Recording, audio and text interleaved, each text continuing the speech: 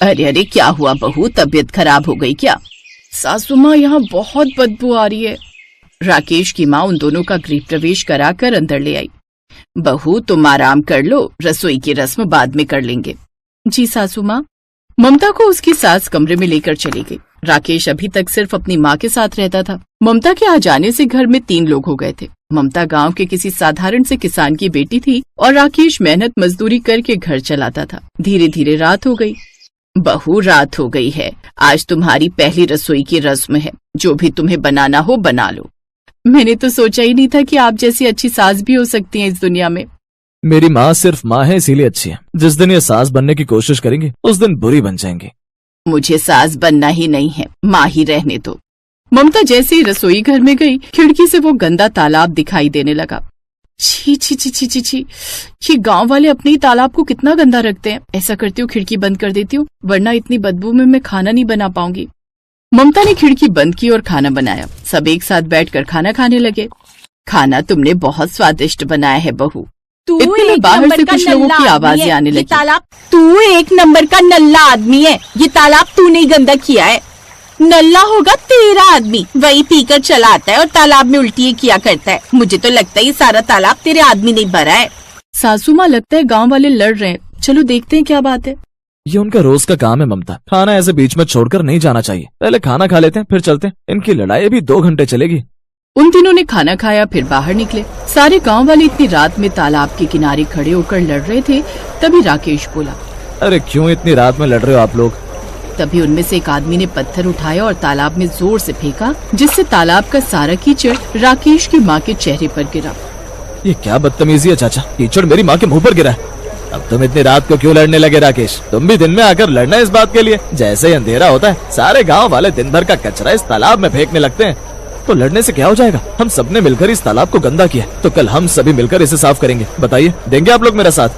हम लोग तुम्हारी तरह फ्री नहीं बैठे रहते राकेश, हम लोग काम धंधे वाले लोग हैं। तुम्हें तो जब मजदूरी का काम मिल जाता है कर लेते हो, वरना महीनों घर पर पड़े रहते हो। आप लोग कुछ ज्यादा ही बोल रहे हो। सासू माँ, राकेश जी, इन लोगों से बहस करके कोई फायदा नहीं, चलिए अंदर चलते हैं।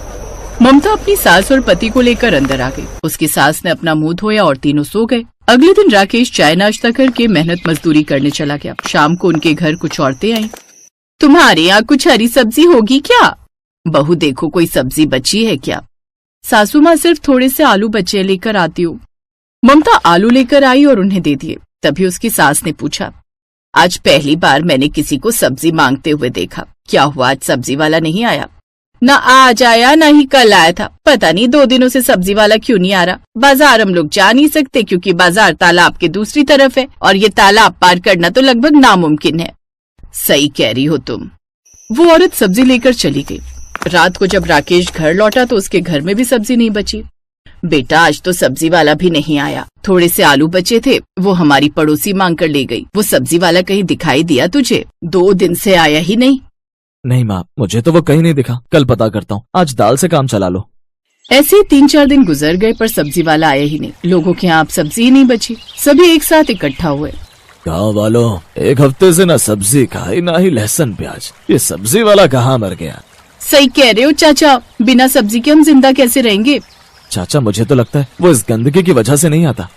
राकेश ने इतना बोला ही था कि तभी सब्जी वाला गोलू अपना ठेला लेकर पहुँच गया। आ गया, सब्जी वाला आ गया, ताजी हरी हरी सब्जी ले लो। देखो, वो आ गया, सब्जी वाला आ गया, जल्दी जल्दी ले लो सब्जी गांव वालों। सारे गांव वाले एक साथ उसके ठेले पर टूट पड़े, जिससे उसका सब्जी से भरा ठेला उसी तालाब में जा गिरा। उसकी सारी सब्जी बर्बाद हो गई।